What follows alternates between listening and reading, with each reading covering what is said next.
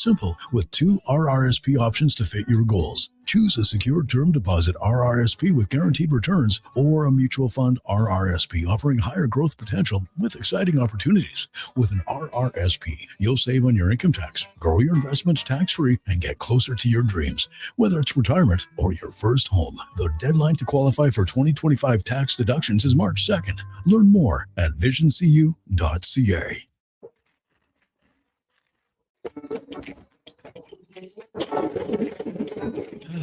Oh, Canada. Jiffy Lube is here to keep you moving through mornings like these. Full synthetic oil changes, quality Pennzoil products, tire checks, battery tests, and everything else your car needs to get through our winters. Stop by Jiffy Lube for fast, easy, warranty-approved service. No appointment, no hassle. Just dependable service right when you need it. Jiffy Lube, keeping you moving through this.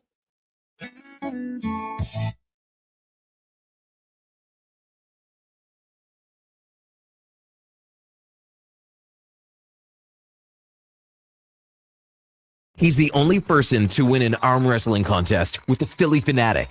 The Lowdown with Lowetide, now on Sports 1440. Presented by Wolf GMC Buick. We're making it easy. WolfGMCBuick.com.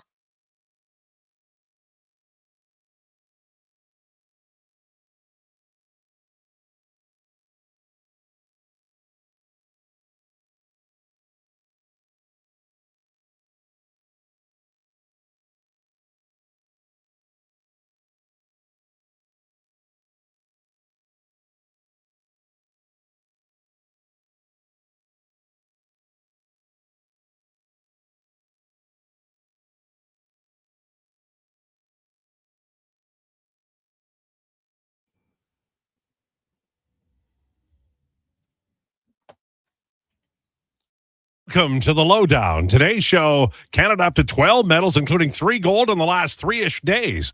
McDavid tops in scoring. Leon tied for second at the Olympics. Baseball spring training underway. The Tommy John surgeries are being diagnosed daily. You don't have a pitching staff, the Minnesota Twins. You just don't. The Lowdown brought to you by Wolf GMC Buick. Family-owned, community-driven. We're making it easy. Visit wolfgmcbuick.com. We are live on YouTube and Sports 1440 Radio. Online at iHeartRadio, sports1440.ca, and Radio Player Canada. After the show, we're up on Apple and Spotify podcast, and we tweet it out on X. On Twitter, we're at Declan Krueger, J Fenwick 04, Mac McLennan, Donovan Paulson, and other places, I'm sure.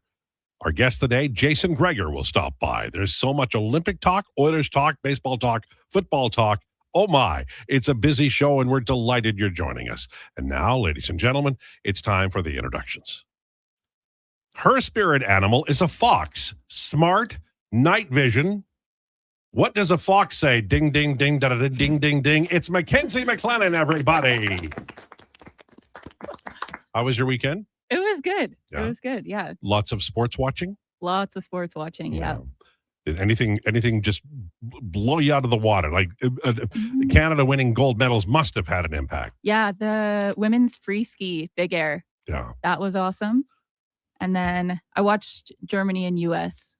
And so you're a Kachuk fan now? Oh, always. Have always been. Love that guy. Oh, man. He's such a real sportsman. His spirit animal is the panda.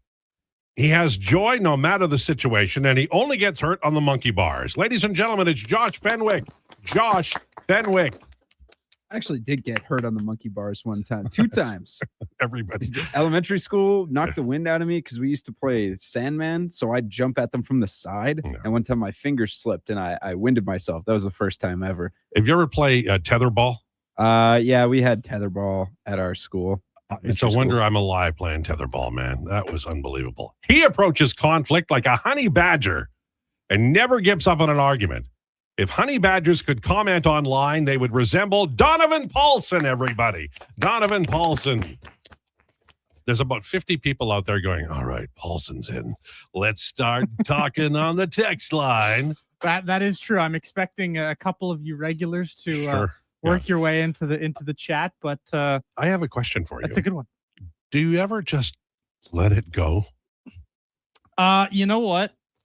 Most of the time, no, but there are exceptions. Okay. Where if it is a regular occurrence. And if it is someone who, there's a couple of guys who I give an easy time to. Okay. Because we've had banter back and forth. So they've earned your respect. They have. Okay. And, all right. and if you show me, enough leeway at times, or you show me the banter back and forth, I'll give you the respect. I'm not going to call you on every little thing. Exactly. Right. I got it.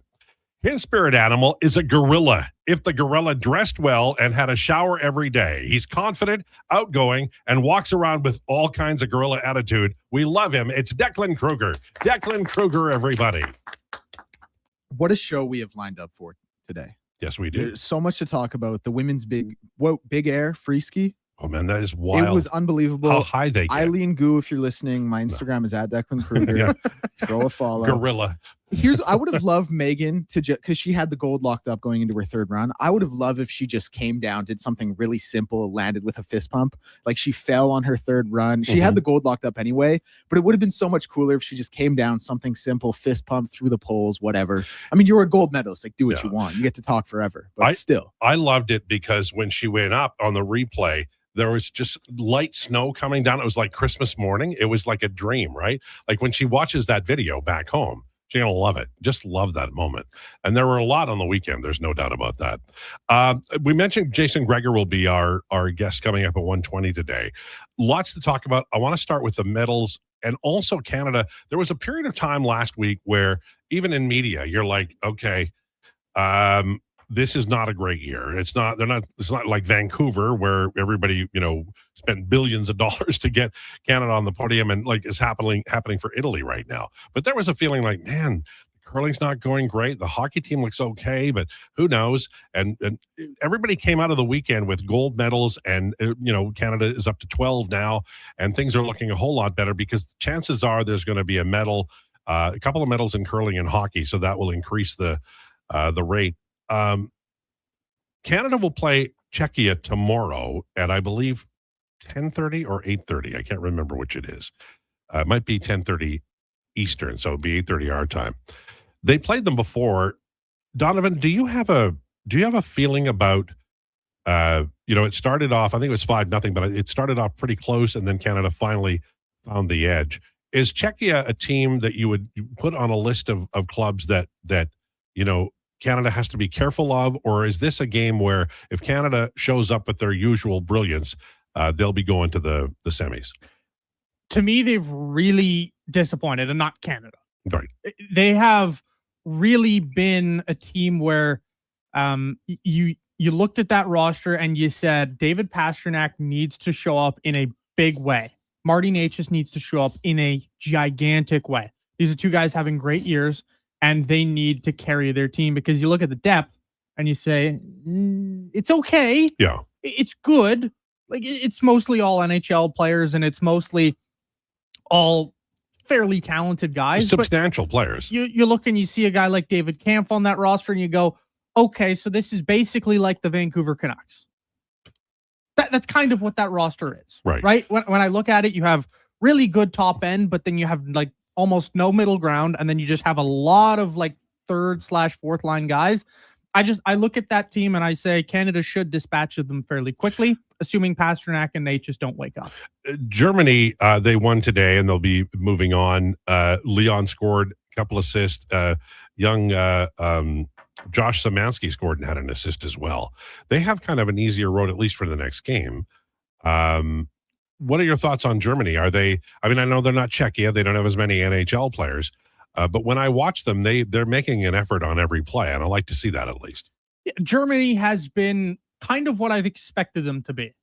One of those kind of middling teams where you watch them and you say, okay, if Leon Draisaitl, Tim Stützle, Mo Seider, JJ Peterka, if those guys go off, Germany could be a threat. Yeah. But you're not going to get a ton else from everybody else. I mean, I know Szymanski scored. I know Szymanski's looked good. But this is still a team where, let's face facts, like, would Germany beat the Vancouver Canucks? Probably not. I saw that argument on Overdrive. Yes. Who's the goalie for Vancouver? Well, Lankinen. Has to be, right? Right, because Demko's hurt. I mean, it depends on if it's in Vancouver and the fans are on the Canucks. I'd maybe give Germany because It's a really good thought the argument. Canucks are not a great team right now, and that's nothing. They traded their best player, so it's going to happen, right? By the way, a baby name day in Alberta. This is from Dave Breckenridge. Noah and Olivia are number one. I want anybody to just give me an idea about this. 21 Connors born in Alberta last year, but 60 Leons. Leon's had a really good year.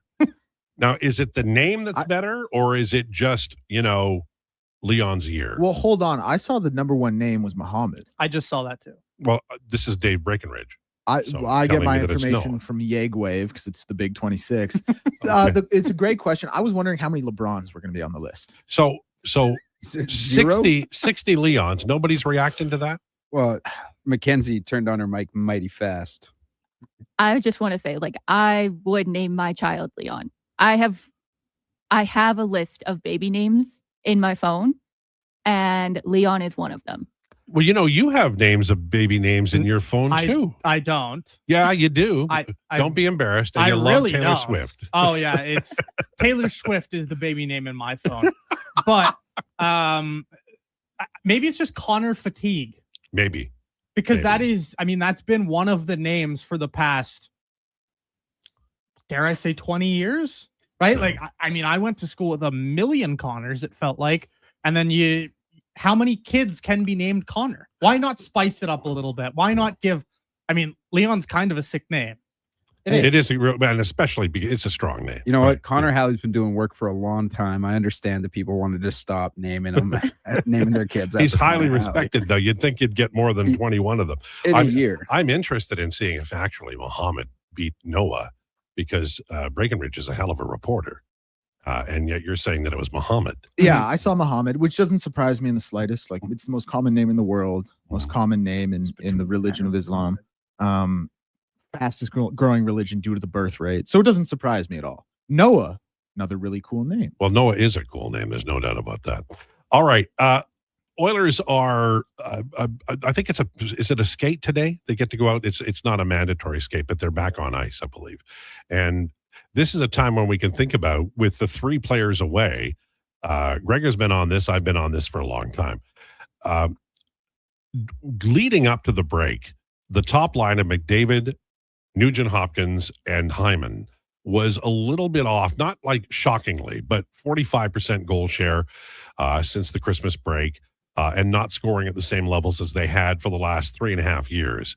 So Podkolzin has played a little bit up on that top line. With the break and the idea that Ryan Nugent-Hopkins is still, I think, the top third line center, is this the time to maybe make that move coming out of the break, or do you just come back with familiarity? I make the move coming out of the break. No, I think it's probably time, right? You've seen, what that line can do for you. If you're Chris Knobloch, why not just say, let's try something new. Let's spice it up a little bit. Let's see what happens. You're still in a decent enough spot. I know people are panicking with how close they are to the playoff cut line and stuff like that. But the reality is your division stinks, and you may as well give it a little experiment. What's the worst that's going to happen? You're going to lose a game with Ryan Nugent-Hopkins as your third line center and say, we'll just throw him back up on the top line a game later. That's how I view it. I view this very much the same way I viewed the whole season, really. It's just the auditions to the playoffs. Yeah, and I think that it's important for Podkolzin if he could be a guy to step up. I don't know that he can on the McDavid line. They've looked good early. In 35 minutes, they've scored 3 goals and given up none. But that's a small sample. But if you could do that, maybe you're trading for a second line left winger as opposed to a third line center or a number 1 left winger.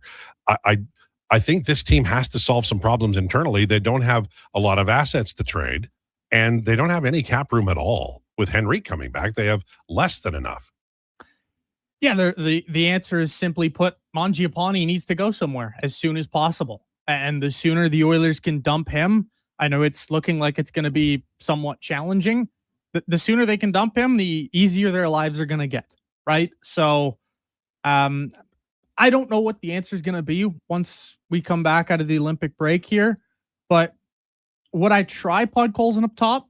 Maybe, but I'd be more inclined to leave him where he is, drop Kapanen down to the third line with a Ryan Nugent-Hopkins, give him a little bit more size on his wing, give him a little bit more jam, a little more forechecking ability, and then kind of have a three-headed monster of forechecking. Looking at the Government of Alberta site, the top baby names for boys in 2025, Noah, Theodore, Oliver, Henry, Jack and Lucas are tied. Levi, Liam, Muhammad, James, and William. So I think what we had seen is they include the different spellings of Muhammad, because there's Muhammad with a U, and there's, which is Muhammad, and then there's Muhammad with an O, Mohammed. So I think they combine both of those to say with the different variations. A third variation as well that's just a weirder one. So just because the Noahs only spell their name one way, they fall down. It seems unfair. Well, it's certainly easier to spell Noah. There's certainly, let me say that, there are less ways to spell Noah than there are Muhammad. But you can't take a mountain to Noah. So there is that. NFL offseason, it's going to be wild and wicked, but I did have a couple of questions for you. Last year, Seahawks, they signed a guy in free agency and they won the Super Bowl, quarterback. Is there any free agent quarterback out there this year that you can see any team signing and that player helping them win the Super Bowl? And if you say Cousins to Minnesota, that is an answer. I don't think that's the answer, though. Okay. Is there an answer, though? So you're talking just quarterbacks? Yeah. That's the because unless I'm wrong, they moved off of Geno, right? Well, they in will. Seattle. They will. Oh, in Seattle, yes. Yeah. Oh, yeah. And then they won the Super Bowl, so that's good. That's a good thing. Is there that opportunity out there this year? Let me throw something to you for the Indianapolis Colts re-sign Daniel Jones, who's technically a free agent. No, but that's the point I'm making, and that's one of the options that is out there. Maybe a team you guys, the four of you, could conceivably possibly see if things break the right way. Well, you know NFL better than I do, but I will say this, that he looked like a different player getting out of New York, which a lot of players do. What about Joe Flacco? What about Kenny Smallhands? What about Kenny Pickett? Wow. There's just nobody out there other than Daniel Jones. What, did we say Tua? I don't think he's not a free agent. He's not a free agent. He's not a free agent yet. He hasn't been bought out cut yet. At some point, but is he? Do they have to check, like, do a brain scan, because he's had so many, So there are players who I say their joints are made of mashed potatoes. A guy like Josh Norris in the NHL, who consistently finds injuries seemingly out of left field. Tua's brain is made out of mashed potatoes, and it's too bad. It's unfortunate. Do you agree that coaches, like with RG3, the Washington Football Club just ruined that guy by playing him when he was hurt, and Tua should not have played when he had like one concussion?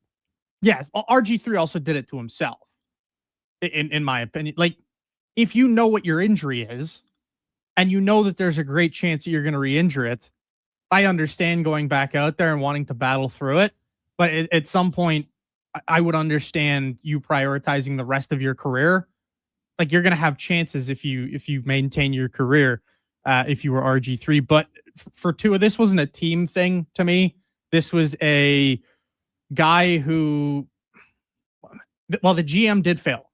They never gave him an offensive line, and the offensive line was pretty much always terrible in his tenure. And for him, it was never really learning to prioritize himself. He would always go in.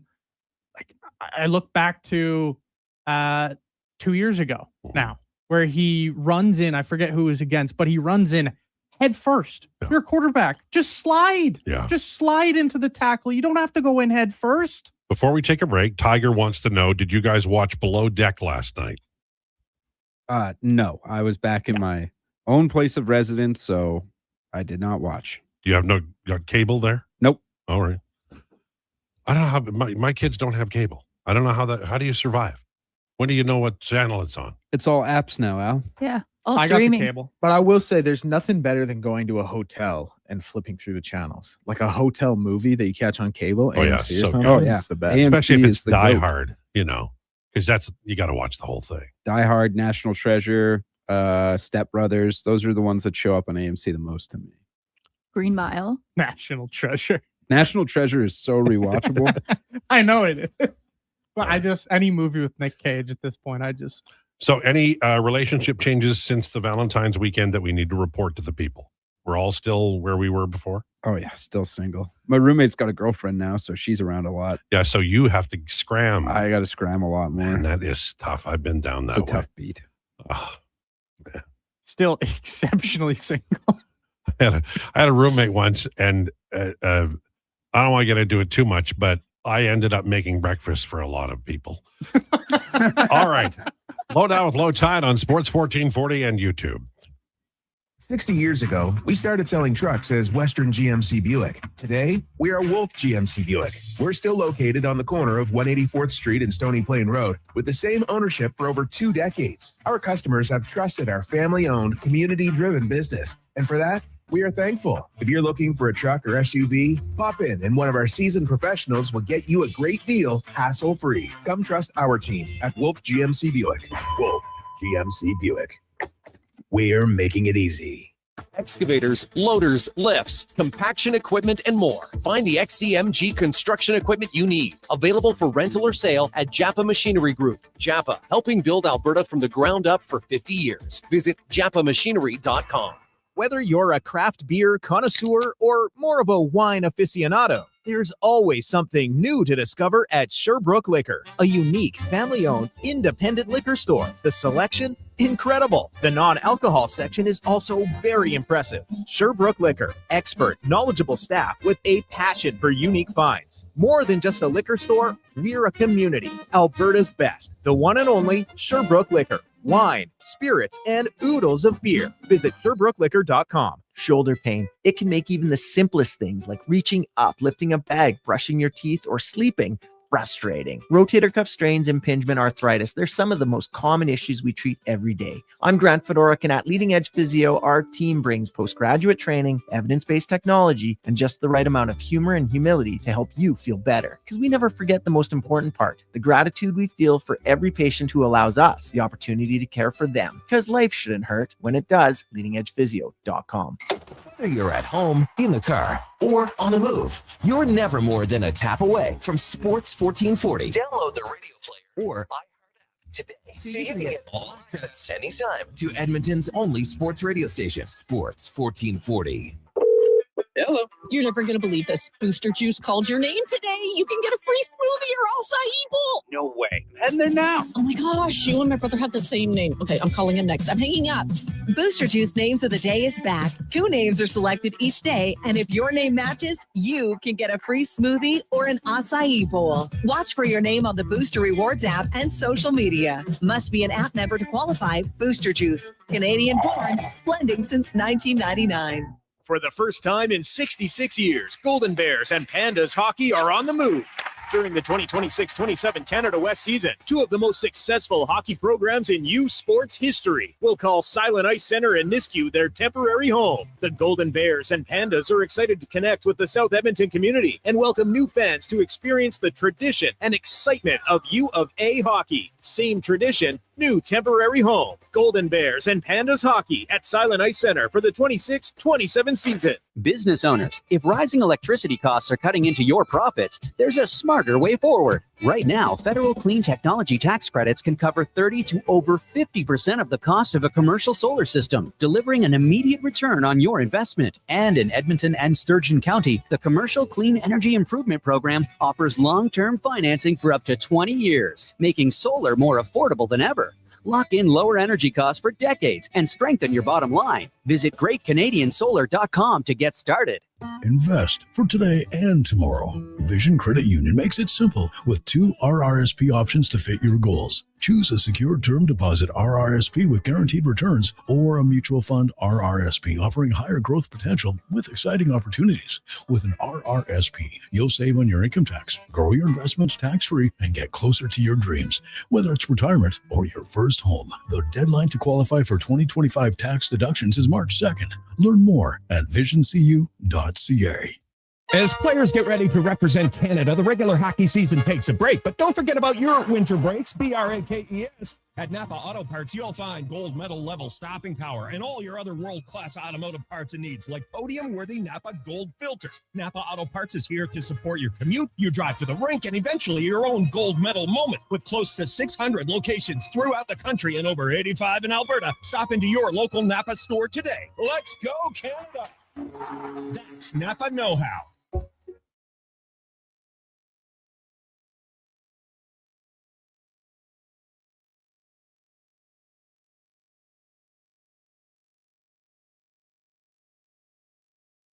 Breaking down the fine art of sports, one rep at a time. The Lowdown with Lowetide. Thanks for checking out Sports 1440. Presented by Wolf GMC Buick. We're making it easy. WolfGMCBuick.com.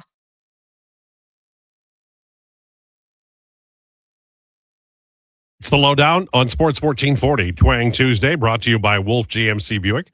Check them out at wolfgmcbuick.com. We hope you're having a great day. I did want to make one note. Earlier in the winter, I suggested that winter was over. And it appears as though Lowetide, for the first time ever, has been wrong again. So I want to say sincerely to all of you, excluding the people on the panel, I was wrong, and I owe you one. Thanks. Okay. Can confirm. You are not the Groundhog's Day gopher. No, it is time for Rumors, brought to you by Great Canadian Solar. Great Canadian Solar has been helping homeowners and businesses harness the power of the sun for 15 years. Invest in solar and yourself. GreatCanadianSolar.com. Germany winning at the Olympic Games men's hockey today, and they will play Slovakia tomorrow. Canada up against Czechia again for the second time in like 5 days. And Finland will play Switzerland as well. And United States to be determined. There's a final game going on. And you were talking about Sweden's lineup, and it looks like that Swedish coach really is maybe he's more like the Swedish cook on Muppets, you know? That's it. That's a great way to put it, because this gentleman, not only does he hate Matthias Ekholm, but here's his list of healthy scratches for today. Rasmus Andersson. Pretty damn good player. Yeah. Jesper Bratt. This is nuts. And Philip Gustafsson. So maybe these are mysterious injuries, but I would probably guess that these are healthy scratches based on the way that this guy has coached all tournament. The playing Philip Forsberg 1 minute. Yeah, but it's also like it's you like the Sweden hockey fans are not dumb. They're going to be like, this is probably the last time this clown will ever coach like an international team. It better be. No. Jeff Skinner and the Sharks are divorcing. There's a terminate contract going on, which is tough because Donovan loved Jeff Skinner when he was here and talked him up every day. So that must come as a huge surprise to you. I mean, hey, you know what? I think he's lost it. I figured he would get traded at the deadline from the Sharks anyways. But I mean, this is one of the ways where he can potentially go where he chooses to go. But it looks like he has officially kind of lost it. But also, if you were him, like, it's a tough break. And it shows that the Oilers really are good at identifying and signing players at the end of their career. Pierre-Edouard Ballmer has retired. Unfortunately, he won't get the 2-year no movement clause from the Oilers that they like to hand out to players who are done their NHL careers. I am going to spend all the days before July 1st ranting about this. The Oilers should not be allowed to sign any free agent on July 1st. Wait until the 2nd or the 3rd. But that's not the winning recipe, Al. Okay. That's not the name me one team that hasn't signed a free agent on July 1st and went on to win. You don't have to sign 3 of them and solve all your problems that way. And that's what Ken Holland did. And that's what Stan Bowman's doing. But you basically, your intakes for players are either going to be free agency or making a miraculous trade. And if you're the Oilers... They've made good trades. The Podkolzin trade was a good one. Why don't you do that instead of signing Frederick? But that's not the... No disrespect to Podkolzin, that's not the impact level of player they've been trying to get. That is the role player / depth guy that you bring in to play your third line. And well, you don't like him as much as I do, but he's on the second line and he's going to score 20 goals this year. That has value. Absolutely, he does have value. But the thing when you look at Podkolzin versus, like, you brought in Podkolzin for a 4th round pick. He was a throwaway for Vancouver. They didn't want him. If they still had any value in him in terms of what they saw left, they wouldn't have thrown him away. It was a top 10 pick. They threw away their 1st round pick. All to the Oilers' benefit. Great trade for them. He's been excellent this year, but it's not an impact move to me. Okay, but they've got impact players. They have Draisaitl, they have McDavid, they have Evan Bouchard. They've even got Hyman and Nugent Hopkins. They don't need a super duper star. They just need a top 6 left winger for the top line. Why were they so heavily in on Mikko Rantanen then last year? Well, because Rantanen's a difference maker, and they would have been even more top heavy than they are now. Although the easing with the cap will make it less difficult for them. They've got too many until they can trade Nurse. I don't know that they can go, whale hunting. I just don't. I don't know that they can't go whale hunting. They just have to be smarter with the bottom end of their lineup. You can't get stuck into the Adam Henrique train cycle. You can't get stuck and that's what they sign on July 1st. They do, but you have to remember that if you're the Oilers, you're trying to find these quality depth players, and the depth players, I don't want to say similar to like relief pitching, but somewhat it is a little bit of voodoo. Sometimes guys are going to fall off a cliff. But Verhaeghe was clearly had some scoring ability when they got him in Florida. Yes. Right. But that is a great scouting staff. And there was only a handful of teams that really believed in Carter Verhaeghe, right? You can look at Michael Bunting would be the same type of deal. There's a reason that those guys are so few and far between. They have an analytics department. Parkatti could give them a list of players that are doing well in a market where they're not getting noticed and they're not playing top minutes that might be able to step up. But I would argue that the Oilers have done a great job doing that in terms of their defense that they brought in, whether that's Ty Emberson. Totally agree with that. Solid addition. So let's look at signing Trent Frederick and let's look at signing Andrew Mangiapane last summer and what other players would have been better options for them. Well, the guy that would have been an option, and they did get Roslovic, so yes, we'll give them credit.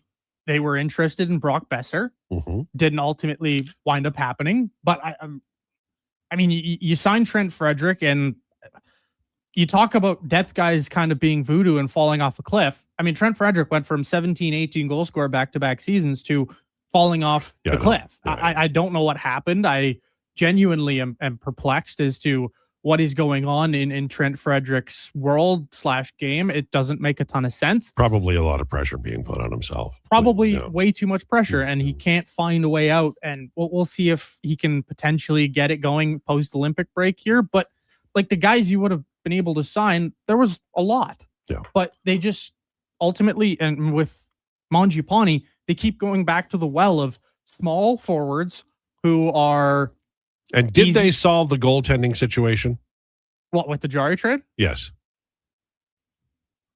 Jury's kind of out.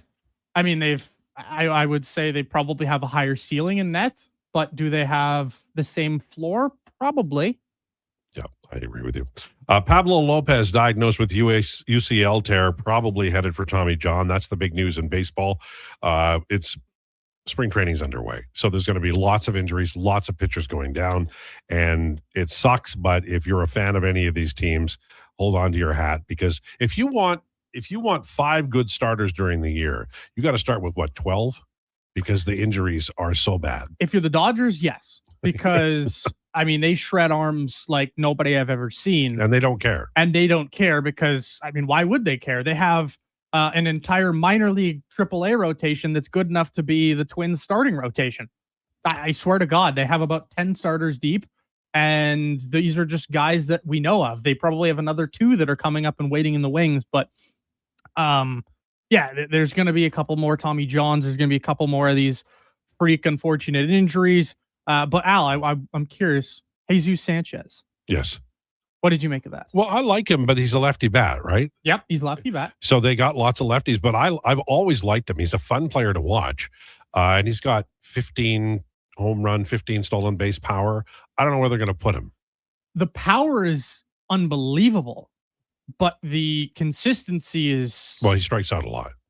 There is no consistency. If he could put the ball in the air, and if he could just maybe cut down on that strikeout rate a little bit. The weird thing is, last year didn't necessarily go the way he wanted it to, but if you look at the strikeout rate, it was cut down, I think, about 5%. And he didn't perform well after the trade. He was terrible in Houston. Yeah. But this is a guy where we've seen David Popkins, the Jays hitting coach, absolutely get the most out of the majority of that He's lineup done well. outside of Andres Jimenez. He's just never going to hit anything. And Jesus Sanchez is a guy with unbelievable bat speed. The max exit velos are off the charts. You've seen him hit balls basically to the stratosphere. He hit one, I think it was 480 feet in Miami last year or 2 years ago. He is a guy where I think they can get a little bit more out of him. But to this point, nobody's been really able to get that ceiling out of him. At the top end, maybe he could be a 25 home run hitter just based on, you look at his exit velocities and they're off the charts. Like, he's one of the better bat speed exit velo guys, but he just needs to find it and unlock it. Yeah, and get consistent. The Jays, I think they can probably do that. But with that being said, this is a guy who hasn't shown any consistency in his major league career. Could be a fun player, could be good. I'm not going to say he's going to be great, but I think he'll be an important role player. NBA, Declan, the Lakers have like $50 million cap room if LeBron exits. I don't get nervous, but I always get suspicious when the Lakers have a lot of money. Now they have, they've got a new leader there, obviously. Where do you see them going with the money? Yeah, I don't think you can bring LeBron back on a max deal. As good as, he was second team All NBA last year. He's still, he's still very valuable offensively. He has a lot of defensive deficiencies. But at some point, it has to be, hey, this 27-year-old superstar offensively who we stole from the Dallas Mavericks on the cover of Night has to be the guy we're building around. We can't just be paying LeBron $50 million a year out of goodwill. And so you look at some of their expiring my page just went to something else. But you look at some of their expiring contracts, LeBron's Solitaire obviously does that to LeBron's obviously the biggest one that's going to be coming off the books, but Roy Hachimura is going to be coming off the books at $20 million. Luke Kennard, who they just got, he's going to be coming off the books. He's probably someone who would want a raise and someone you would want to keep around Luka because of his shooting abilities, despite his defensive deficiencies. What they really need, they need to I don't know. LeBron can't be there at $50 million. I would love for LeBron to go back to Cleveland. I would love for him to have one final retirement swan song there where he can be the third scoring option and can just be a guy who gets 17 a night and acts as a play creator. If you're the Los Angeles Lakers, I don't think you can put that much money into them because they would just be stuck as the fourth seed at best. And it would be two guys who are ball dominant. It would be kind of I hate to say this because it sounds crazy, but it would kind of almost feel like a year lost of Luka Doncic entering his prime. He needs to be surrounded by a defensive big who can rim protect, make up for Luka when he gets beat off the dribble every defensive possession. And there need to be shooters around him who can actually knock down those shots when he creates for them. Do you agree with that, Josh? LeBron going back to Cleveland for a swan song, yeah, and Luka needing to be surrounded by guys like Declan mentioned. I fully agree, 100%. Is there anybody in free agency that would go to the Lakers and make them the king would crown the king there? Are they close enough so that one player could do it for them?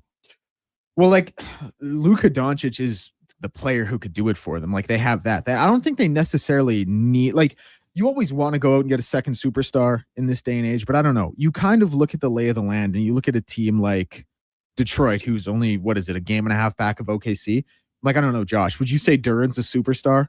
I certainly wouldn't. You got a superstar in Cade and you got another really good player in Jalen. You look at OKC. OKC's a bit of an anomaly because they're so good everywhere, but I don't think anyone's calling J-Dub a superstar. Look at a team like Minnesota, who's been right there, Rudy Gobert, Julius Randle, Nas. Are these guys superstars? Absolutely not. Granted, they haven't made the finals yet, but it's just with Luka already being there, you just need to surround him with pieces. That's all you need to worry about is putting the pieces around him. Need to find the right pieces, though. For sure. Dude, Hartenstein, he's a free agent after this year. Pay him big money. Speaking of off-season and moves to make, was reading about two wideouts, Max Crosby, right, and AJ Brown. If you're a team looking to trade for one of those two guys, who is it? Well, different, right? Like it depends on team need. Like it's a great thought exercise. Which would a GM rather have? And I think a GM would rather have Max Crosby because elite edge rushers are a little bit tougher to come by. I like AJ Brown a lot. I think he's a very skilled receiver, but I think you can, with the right quarterback, you can get the most out of the wide receiver position. Why wouldn't you just team you are. work on AJ? Because he's a great player and they're a great team. Why do the Eagles have so much problems with wideouts? I wouldn't really say they do. I would just say that's just a problem with the personality of the player and the individual. But it impacted games. Well, it did impact games, no question, but that's what happens when you have a diva receiver. And you're going to be in tough when you look at the number one receivers.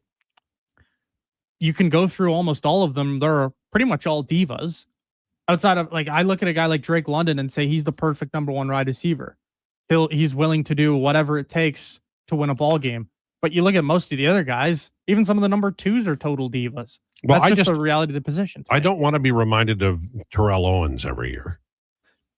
I don't know. I think if you're a team like the Buffalo Bills, you'll welcome AJ Brown with open arms. But at the same time, they wanted to get rid of their diva and Stephon Diggs. So then you just kind of create other problems for yourself. So I think more teams will be wanting Max Crosby. I think that's just the reality of the position with the lack of elite edge rushers at times for teams. No, you have to answer this honestly. I'm trusting you to answer it honestly. Who is the wide receiver diva on this show? So you know what? Before we answer that, we should all figure out what positions we are. That's really what we do here. Yeah, let's. Oh, you're off the hook. He let you off the hook. Because Lowetide, you're the quarterback. No, I'm the angry coach who's not quite sure. I'm Hank Stram in 1971 with the toupee. I was gonna say you're Andy Reid without the mustache. There you go. Same thing. Deck's our corner, obviously. Yeah. Just has experience at that position. For sure. Yep. And you're I think you're who's the most fiery football player? Oh, he's an edge rusher. I guess, yeah. Probably plays for the Bears and kicks the quarterback in the nuts when he doesn't play well. Right? Mm-hmm. That would be you. Mm-hmm. Oh, yeah, absolutely. Yeah. I can see. I think Donovan's an edge rusher, though. I was kind of getting wide receiver vibes. I would say I could say wide receiver, I'd be fine with that. So too. you are nothing like a good WR3. When I ask you the question, about who was the wide receiver diva on this show, sure, you can say me. You didn't answer it. No, I didn't want to answer it. I think he's the only wide receiver on this channel. What's our friend Josh here? I was gonna say center.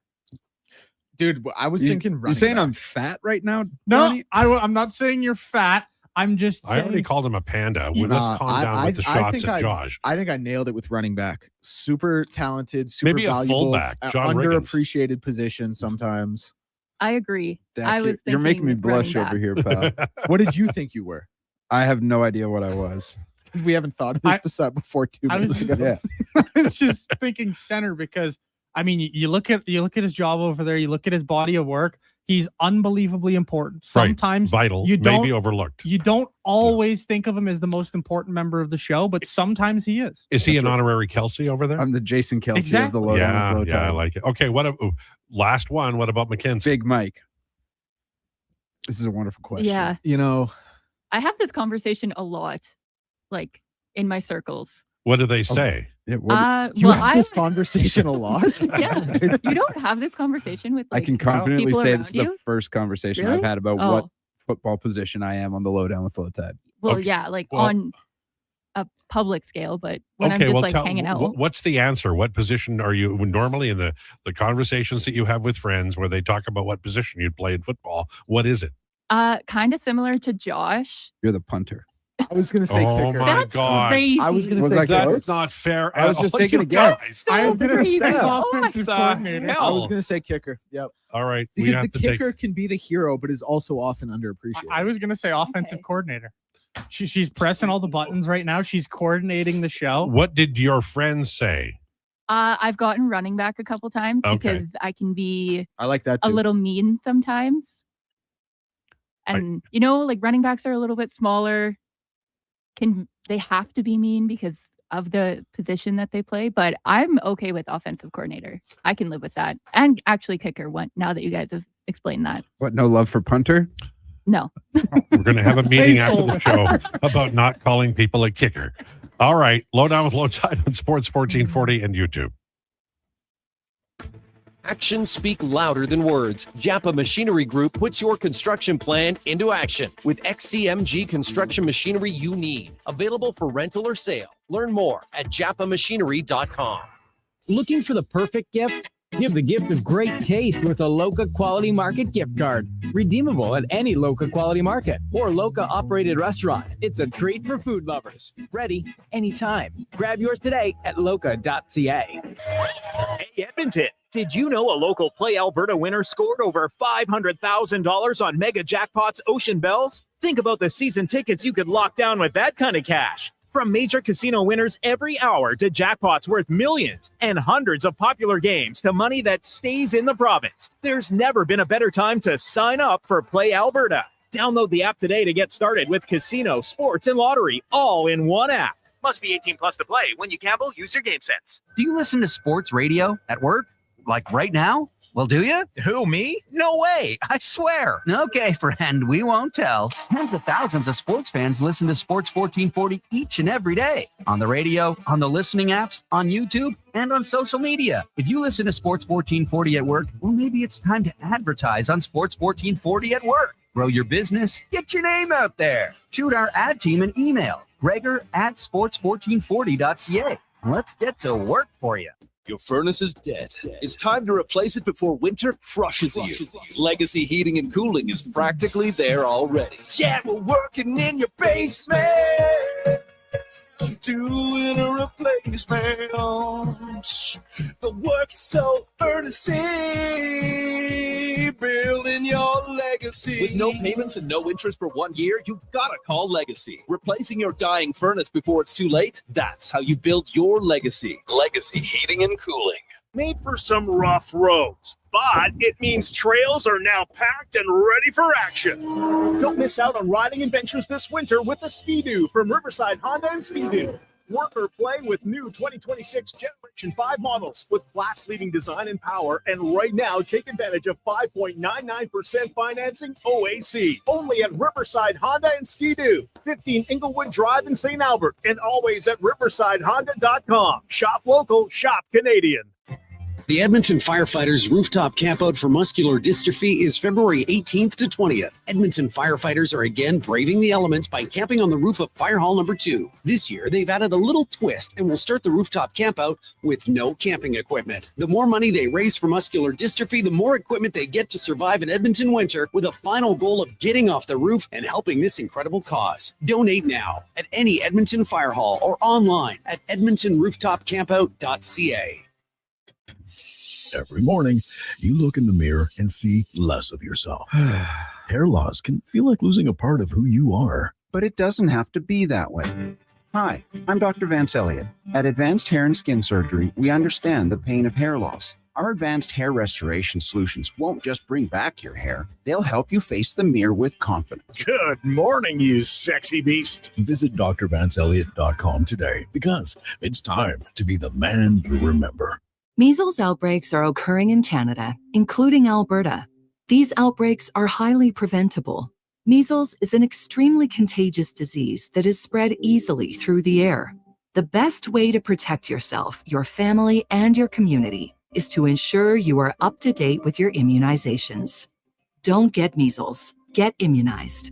Visit alberta.ca/measles to find out if you're up to date and what to do if you're not. A message from the Government of Alberta.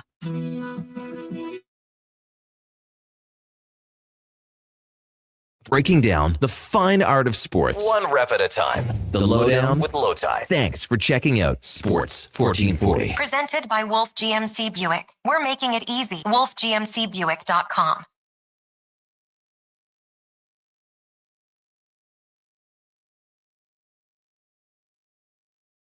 On Sports 1440, brought to you by Wolf GMC Buick. Check them out at wolfgmcbuick.com. It's 1248. I've already confessed to being wrong about the end of winter, so appreciate you all forgiving me for that. It's damn cold out there. You haven't forgiven me. I'm very happy Mackenzie didn't put his mic on. Ryan O'Reilly, exactly what the Oilers need.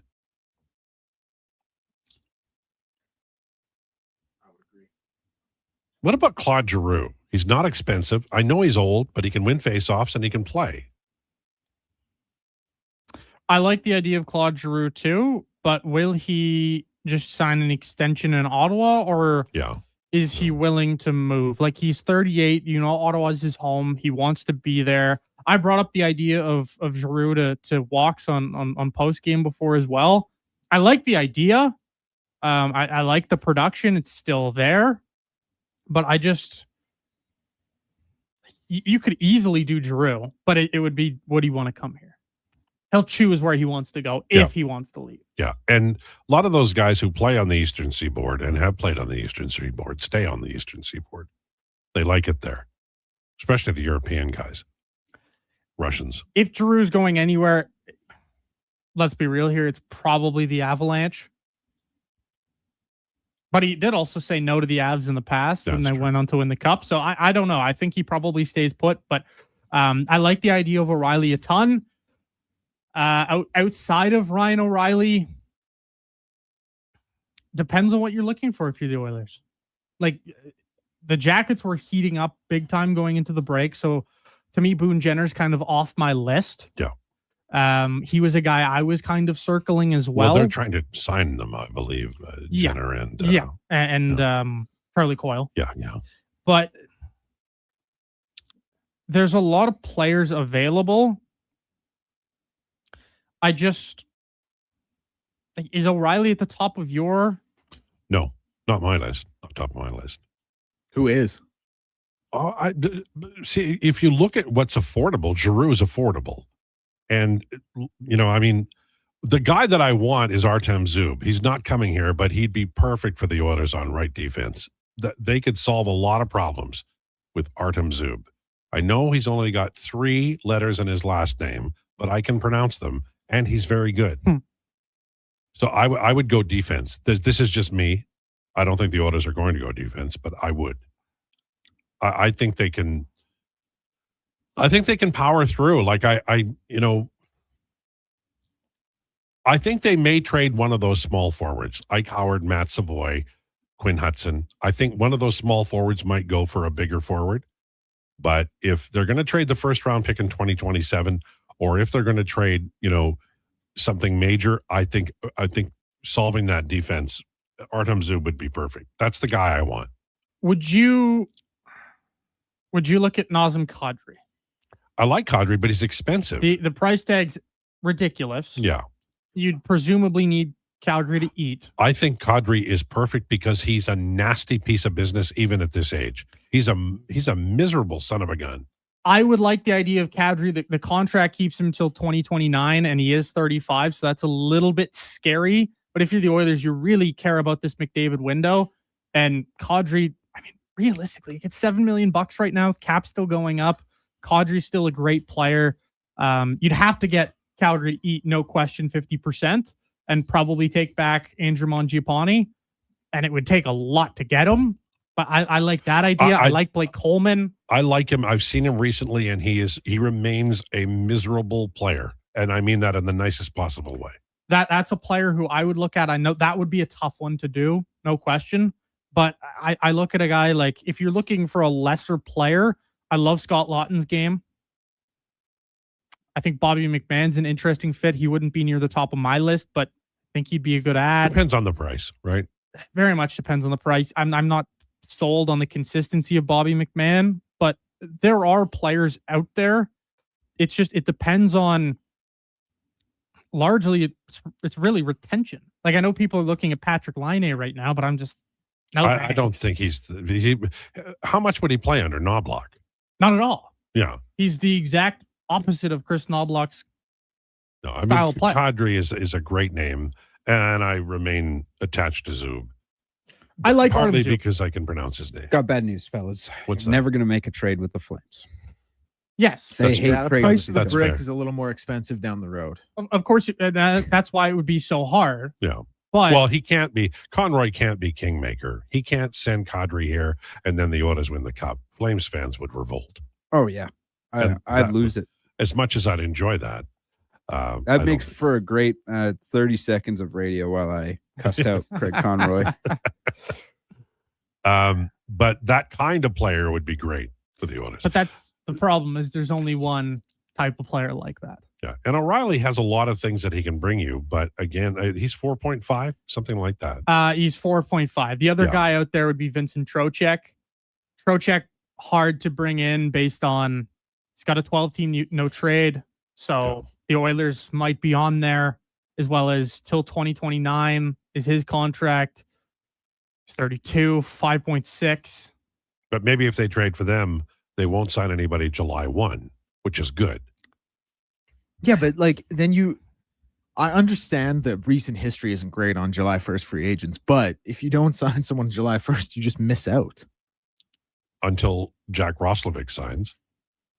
But that's the problem, is how often do you see a guy like Jack Roslovic with this level of impact sign that late? Like, we have the one example, and that's kind of it. The Arizona Coyotes used to do this every year, and they made the playoffs doing it. Oh, yeah, They those now are winners, the Arizona Coyotes, that I'm- staple franchise great of winning. franchise. I'm saying that if a team like Edmonton spent their money more wisely, not on July 1, they could get better players, I think, and it wouldn't cost them. And you don't have to give them no movement But clauses. Alex, wouldn't look say at the better players players, who like- make it past July 1. Yeah, better players go early because they're better and there's But a desire for it. the perception is they're better, but they're also older. And Mangiapane, if you look Sometimes. back, Mangiapane, the Washington Capitals, he went to Washington from Calgary. The Capitals gave him a year. Pretty smart team. And they said, okay, we're He done got with traded. you. We're done with you. He got traded in the last year of his deal. Right. But they said, we're done with you. And I think the Oilers are shopping in areas they shouldn't shop. And it's costing them. And they can't afford to give it, even with the new cap, they can't afford to be giving up, those no movement clauses like they're, Well, yeah, like that's containers of butter at Smitty's. You can't do it. Those are ridiculous, but it is also just the nature of the beast. Now, hear me out. What if they just spent their money wiser? Thank you. Thank you. He wins the day. Like, who do you want the Oilers to sign? Do you want them to sign guys like Mike Pizzetta? He even goes on July 1. I don't want them to sign Mike Pizzetta. Like, that's my point, is nobody makes it past July 1st, except for guys who are asking for way, way too much money. And then you get the Jack Roslovic situation. But like, the Oilers, what do you want them to sign? James Van Riemsdyk? No, I don't. That's the point, right? Is everybody and their mother signs on July 1st, because that is Where all the money universal- is. Where the money is. Yes. And the guys who wait longer are usually because they're asking for too much money and just kind of aren't as good. I would be willing to No one's go willing to pay them. a July 1st, not signing Frederick and not signing Mangiapane. And even if I don't get Roslovic, I'll take that risk. Like, well, yeah, but you also have to fill out your roster. Like you still need players. Stan Bowman did a really good job of finding guys who may be able to play, like Szymanski and Hudson. You can do it inexpensively. The Oilers under Ken Holland became the obsessive free agent, spending too much money, too much term, and too many no movement clauses. They got to get away from that, guys. I don't disagree. I guess my pushback would be, can you point to a team and been like, yes, they have built a cup-winning team, not signing free agents on You July can 1st. sign free agents, but you have to do it smartly. You can't do 3 or 4 at a time. Target on one, get him, and then make some trades afterwards. I just you have to let some of these young players develop, like Howard, like Savoy, like Hudson, turn into players or not. And you can't just keep signing free agents and giving them no movement clauses, because what did they do with Broberg and Holloway? They didn't play them, and they ended up signing offer sheets. The Oilers signed too many free agents on July 1, and it puts them in a spot of bother with no movement clauses and with long-term deals, and they don't give the kids a chance. These are real problems. You can always audition a guy October through March and then trade his ass in March, as I'm suggesting they may do with Matt Savoy. Don't you think? Sorry. Go ahead. I was going to say, don't you think the other argument, and this is where prevailing sentiment comes in, and this is where the mindset of management is we don't want to risk our young players not being ready for the moment when we're in this window. So we go out and get these veterans, and we might risk overpaying for them just because of the experience. That's why you check down at the trade deadline if you have to, with dealing Savoy or dealing Ike Howard or whatever the case may be, but you have to audition them during the year. Yeah, especially in the Pacific, that isn't that difficult. I agree, but there's sometimes there's a bit of an added price to pay at the trade deadline, and it's a lot less guaranteed than free agency. Do you think that Trent Frederick was an added price to pay on July 1? Yeah, I mean, that's I was thinking about that. I know we got to go to an update. So. Yeah. All right. Jason Gregor on the way in hour number 2. I'm sure we'll be talking about the Edmonton Oilers as well. Lowdown with Lowetide on Sports 1440 and YouTube. It's time for an update with Mackenzie. This is a Sports 1440 update. Brought to you by Sean Cunningham of Remax Real Estate. Get the home team advantage for your next move in the Edmonton area. If you're thinking about buying or selling a home, call or text Sean directly at 780-265-0165. Over in Italy, Team Canada has its third gold medal of the game, thanks to trio Valerie Malte, Ivany Blondin, Isabel Wiedman, defeating the Netherlands in the women's speed skating team pursuit final this morning. In the men's big air skiing final, Dylan Deschamps is in fourth with a score of 91, and the third run will be underway. Team Homan is now 4-3 in the curling round robin after scoring 2 in the 10th in an 8-6 win over Sweden. In the men's curling, Team Canada is down 5-4 against Great Britain in the 7th end. And Team Canada head coach John Cooper says that Nathan McKinnon and Sam Bennett will be ready to go in the quarterfinal game on Wednesday, as well as taking on Czechia as they hung on in a 3-2 win over Denmark this morning. Jacob Markstrom is starting for Sweden in today's qualifier game against Latvia. That game is on the way at 1:10 p.m. In the MLB and Major League Baseball Players Association, Executive Director Tony Clark resigned today. The resignation comes in the wake of the Eastern District of New York's ongoing investigation into the finances of other dealings of the MLPA. I'm Mackenzie, and that's your Sports 1448.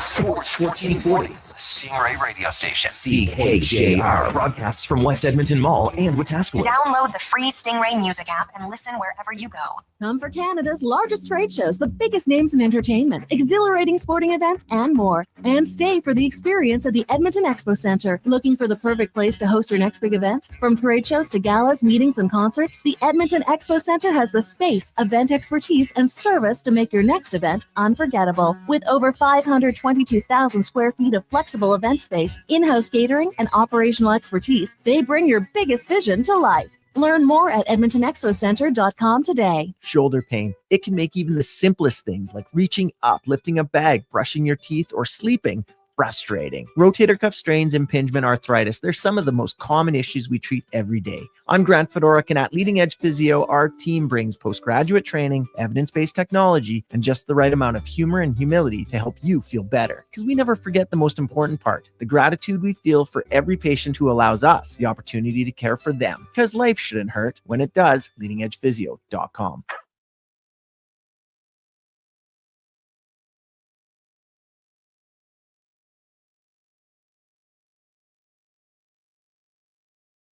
And that was a difficult corner entry for the Dutch. They're absolutely tying up the Canadians. The clock stops when the third athlete crosses the line. The big three have done it. Goal for the Canadians. Back-to-back Olympic champions. Remmelt Eldering was the mastermind behind this team. They have been defeated in the World Championships. Ivany Blondin.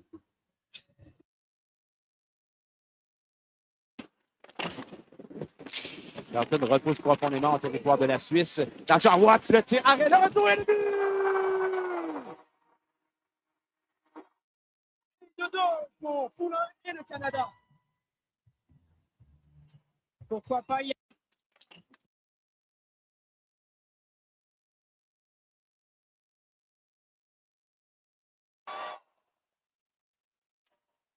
Rick celebrating, Dad anxiously watching. What's the kid got this time? Goals in each of the first two. And on the penalty shot, got another. Macklin celebrating. 5-1 Canada.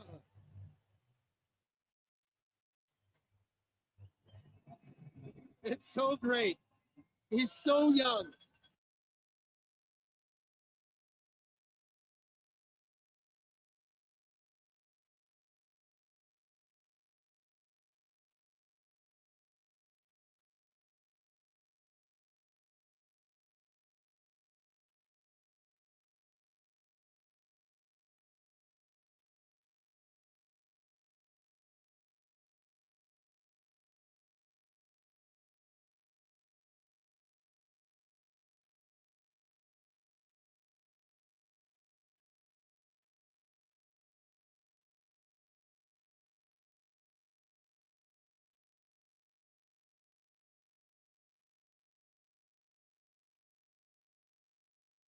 Visit zgas.com. Alberta's Energy. Game on. Mr. Rooter gets a colonoscopy. All right, Mr. Rooter, just relax. We're almost finished. Now, what am I looking at on the screen? That's your large intestine. Wow, the pipes of the human body. Incredible. This is just like when we use a camera for sewer inspection, except you probably don't find tree roots. You'd be surprised what we find. You know, once I found a bunch of Hot Wheels. Hey, me too. For a plumber who values healthy pipes, call Mr. Rooter.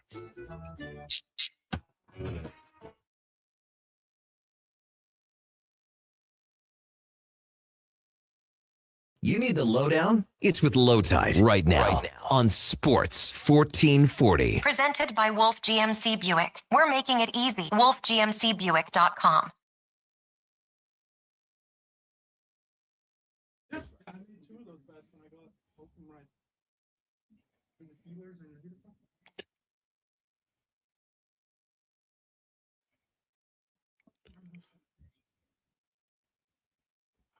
It's the lowdown on Sports 1440 for Wolf GMC Buick. Family owned and community driven.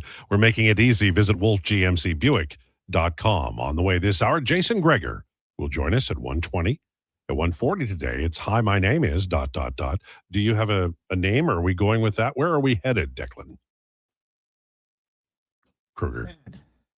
So, I hate to do it to you guys, but Ty Nesbitt, listener of the show, he has sent in this name a couple different times. Okay. And it is a retired basketball player. Oh, so then we're not going to get it. So listen, I'm not going to bother guessing right now because that would use up one of my 5 names in the Rolodex. I think I've glossed over the clues. I think they're very good. I think you guys should get it. There's a really big giveaway that is clue 7. So Josh, it's on you.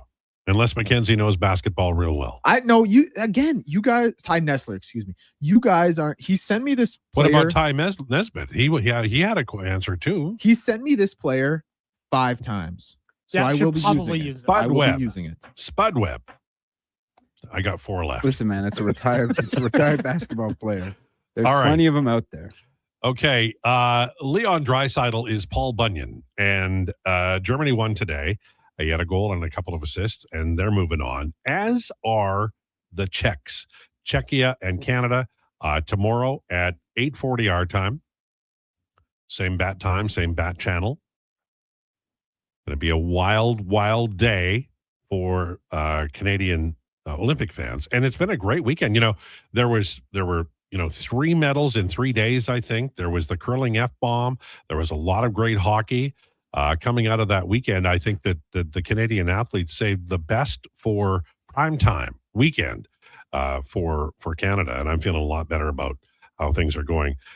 Josh, You haven't talked much on this show, which is shocking, but we all agree that I try to leave it. I try to leave it to the pros. Okay, so well, that's none of us. So don't feel bad you, about that. for you, what are you looking forward to most over the next several days as the Olympic heads into the home stretch? Well, I'm looking forward to the rest of the men's hockey and the women's hockey. This has been being played in my apartment and my parents' house a lot. However, the Homan Empire might be back, so I'm pretty Got shot today, man. Oh man, her near triple or whatever, but like it was so good, so good. Double run back. Oh man, it was sick. So it seems like they're back, and they have to win all the rest of their games to make the playoffs. And they look like a totally different team in these last 4 wins than they did in their first 3 games. So she's doing more takeouts now. Like it seems like she's to hell with this noise. We're just doing and like I said, she is dialed. Like I don't think there's a scarier person coming out of the hack than Rachel Homan, because she is so focused. Yeah. So I'm really looking forward to that. She's a diddly herder on curling ice. There's no doubt. Yeah. And I'm looking forward to seeing whatever else Mark Kennedy has to say to his competition. Yeah. Well, I know he knows all the words. Mackenzie, what are you looking forward to most here in the coming days? Men's slope style for the snowboarding. Mm-hmm. Our guy, Mark McMorris, he is in the final. He was in the top 3, I believe. So I think he's saving a little bit of it for the final there.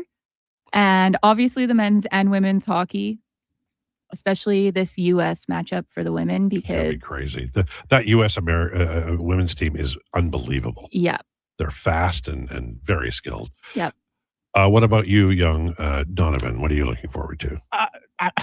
I hate to piggyback right off of what was just said, but the snowboarding has always been my favorite event at the Olympics outside of the hockey. So I'm obviously looking forward to that. Mark McMorris, obviously an absolute stud, and always has been, always will be. And I'm looking forward to the women's game, but man, like the U.S. is just going to murder Canada. Well, the U.S. has changed over a lot of the roster, and Canada has not, right? Yes. And so, like Poulin is, brilliant player, but they're not as fast as the Americans. And I was watching the U.S. against, was it Sweden? I can't remember what team it was, and they couldn't get out of their own zone. If they did, they just Chris rustled the puck out to center, and then the Americans would come right back in. It was tough to watch. It was a difficult watch because it was so dominant. Man, last time, you watched these 2 teams play earlier in the tournament, right? And it was, I don't want to say embarrassing for Canada, but it was almost embarrassing. Like they weren't there. They were, 5 shots, like 25-ish minutes into the game for Canada, something like that. I don't remember the exact stats because, quite frankly, I threw it out of my brain. Do you know that if Canada wins, Mackenzie's going to be able to lord it over all of us? Of course she is, but man, watching Canada play relative to that States team, I don't even think they're in the same league right now. The American team right now might be the best women's hockey team I've seen, and that covers a lot of ground. What about you, Declan? Yeah, so tomorrow, the freestyle skiing women's aerial, the qualifications, also the cross-country skiing men's team sprint freestyle. I think I was thinking about this because I just assume when you're doing these things, when the Olympics are on, I should say, you think about, hey, if I could do one of those, which would it be? And I think cross country for me would be my pick, just because to me, obviously I could do none of them, but it feels like it's the one that's most effort based. I can't do the freestyle skiing, flipping through the air, landing on skis. No way. Right. But with the men, with a sprint freestyle cross country, obviously it takes an incredible amount of skill, but it does seem like that is one that's a lot, cardio based, a lot more hard work. So anytime that comes up, you want to pay a little extra attention. And men's slopestyle snowboard final tomorrow as well. When you guys had, there were still sports days when you went to school, right? What were you good at? All of them. You were a good runner? Yeah. I was a good sprinter. Yeah. That was I couldn't do long distance. I had no endurance for the running. Right. But I was a decent sprinter. That was kind of about it for track and field. Mm-hmm. Yeah, I we're talking about track and field days, or are we talking about sports days? Well, mine's shot put. So okay, I was good at javelin. Did you spear any teachers? No, because the javelins we had in the school, it was like, the big rubber tip or whatever. It was all plastic. So I wasn't worried about spearing into anybody. In the 60s and 70s, they didn't care about children, so they sent them out with God knows what. But they went safe later on, I guess. Well, what was the dangerous lawn darts, right? Yeah, all and lawn then they darts. had to change those badly because of how I many wish we injuries there had were. those when I was a kid, man. Of course. I mean, I hurt myself playing bocce ball. So sometimes it's just the people, not the User sport. error on that one for sure. There you go. What about you, Mackenzie? What sport would you be really good at, or would you like to do? None of them in track and field, honestly. In junior high, we all had to we had a track and field day to send people to the regionals and stuff, and everybody had to do 2 events. So I signed up, and then I was like, yeah, I'm not doing that. And they just were like, all right, whatever. Hang out, have a hot dog. There you go. Yep. There's nothing wrong with that. They used to say the same thing to us. We had to sign up for 2. You could sign up for more, but 2 is the minimum. And if you didn't show up to the 2 that you signed up for, you got detention or whatever. You got detention for a week. My greatest sports day, almost. Well, it was my greatest sports day anyway, but I was number one. I won every event because my friend Rory Kanak didn't show up for it. And then he showed up late and they said, oh, you can do it, Rory. And he finished first in everything. And I got seconds. Grade 1. That's when my hopes were dashed of being an athlete. Rory Kanak. Well, at least you knew it early. Yeah, that's right. Some people, Donovan, learn it too late. Whoa. I'm just kidding. I learned my hockey dreams were dead pretty quick. How old were you when you stopped playing? 16. That's not 15? not late. That's well, no. Come on, man. You got a long way. I knew they were dead. I knew they were dead. I just kept playing because I enjoyed the game and I liked the game. What's the highest level you played? Well, I never played rep. Okay. I was the tier under rep. Still good hockey, man. Yeah. I mean, I was okay. I wasn't great. But I was a better golfer. Our star Still, on this I'm a better golfer. Our star on this show is Declan because he boxed and lost a lot of brain power, but then also swam. Yeah. All of it, man. Crazy. 2 Plus different football, disciplines. right? Football, basketball, soccer. Yeah. So you were the sports are just fun, man. Yeah. There's going to be a day. You were the Rory Kanak of your high school then. No. I don't know about that, but I'm just saying, there's going to be a day where you can't compete, you can't play these sports anymore. You just got to enjoy it while you can. True. You lose it if you don't use it. So, is that why you repeated several grades? Because you wanted to stay in sports. Yeah. I wanted to be the 14-year-old dunking on that 7-foot rim against the 9-year-olds, and it was awesome. No regrets. Okay. We've got Jason Krueger on the way. Then, hi, my name is an obscure basketball player that we don't know. Retired basketball player. Of course, making it easier. Yeah. Lowdown with Lowetide on Sports 1440 and YouTube. Want to invest in Alberta's workforce, fill your talent pipeline, and get funding? Careers, the next generation connects employers with motivated, pre-vetted youth through funded internships. Easy, impactful, and risk-free. When you work with a group like Careers who have experience in that area, they can demystify and navigate all the complex steps and stakeholders that have to be involved. Visit careersnextgen.ca today. McValue meals are here. Get the McDs you love for $5 plus tax every day with your choice of a McDouble, junior chicken, or chicken snack wrap with small fries and small fountain drink. All for just $5 plus taxes. Canadian restaurants. Product availability varies. Prices exclude delivery.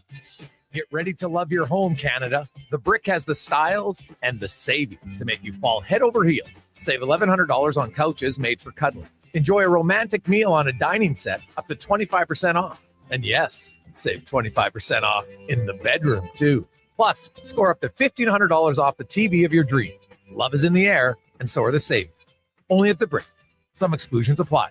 Check out The Brick in South Common, West Edmonton Mall, Northside, and downtown.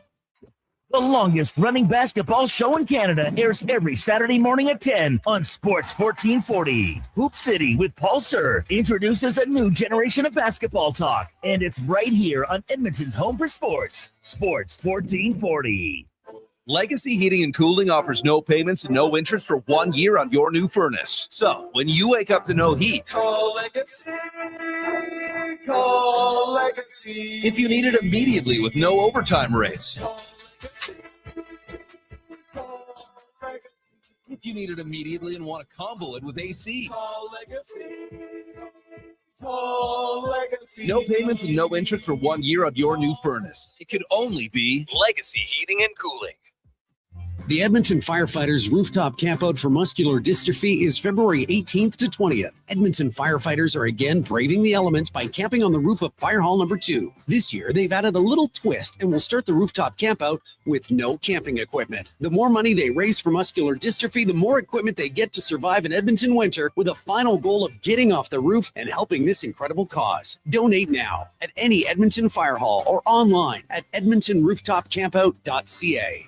Considering an EV, Subaru is the right choice. Discover their latest electric vehicle innovations, starting with the brand new Solterra, in stock and ready to test drive. Or the Trail Seeker, an EV at its core, a Subaru at heart, and built for adventure. Or the Uncharted This Sporty, all-new small compact SUV brings new levels of driving enjoyment to the all-electric space. Right now, Subaru is offering interest rates as low as 0.49%. Welcome to electric. Welcome to Subaru.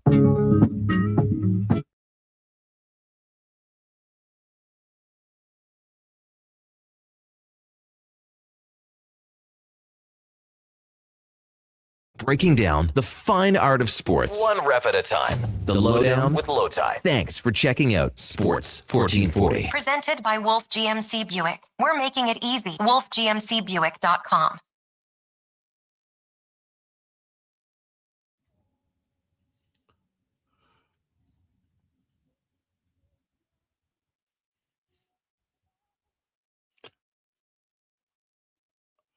Lowdown with Lowetide on Sports 1440 for Wolf GMC Buick. Check them out, wolfgmcbuick.com. Eddie Cheddar says, I could see Donnie P being a good sprinter. You have to be fast when you're constantly pissing off people like that. Good point. Good point by Eddie Cheddar. LT, do you think Germany's use of Draisaitl's massive minutes will take its toll on Leon when the regular season returns? There might be some load management by the Oilers after the Olympics. But I think that's, I don't know what else you expect Germany to do. He's by far their best player, and they're trying to get as far as they possibly can.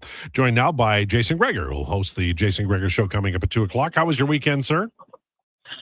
It was snowy, Al. How about you? Yeah, well, it was snowy at my house, too. I tried to avoid it. They've got a Dome St. Albert, Jason. They got to go ahead and do that soon. We were just talking about Germany playing Draisaitl so much and about load management and when he comes back. I mean, Germany's going to play him because he's easily their best player. Do you anticipate McDavid and Draisaitl coming in and maybe getting, playing 2 of 3 games or maybe playing a little less in some of those games?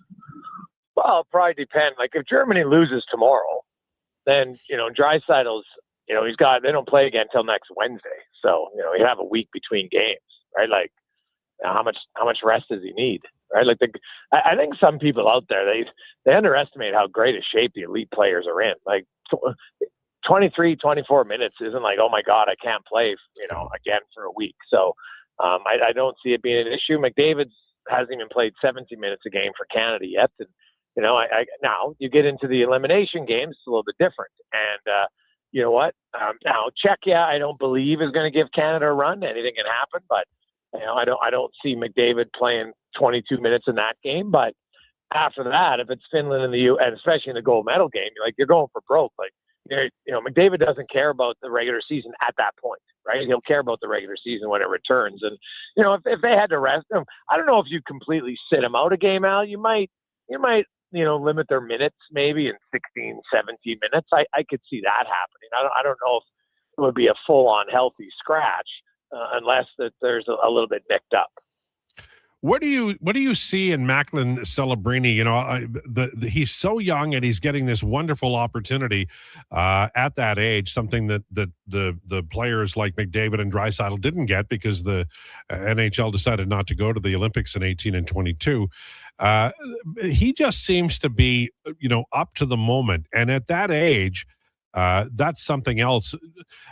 I do believe personally that exposure at this level, at this young age, will really help him as a player.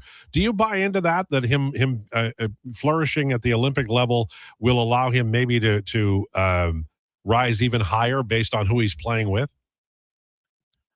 I think you can learn some stuff. Like, Mario Lemieux talked about what he learned from playing with Gretzky, right? Like, Mario was still an elite talent either way. And, Celebrini is a pretty special talent. You just have to look at his point totals before the Olympics. Like, he's there on merit, no question. And he's there, and they're dominating.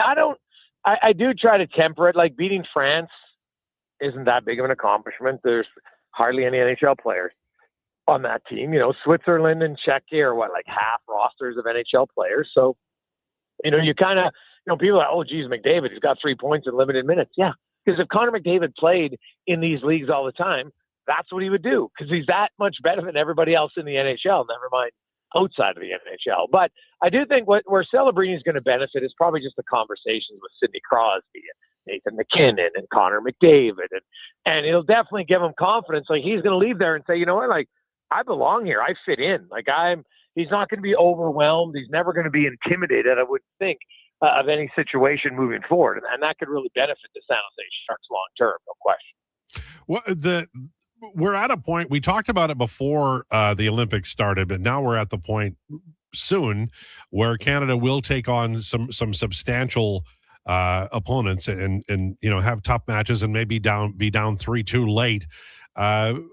Is that something that like they can't control it, so it's not a something they can buy into and against Czechia, for example? But is that something that you think that the Canadians should worry about, maybe not having someone close to their equal to play against until it's sudden death?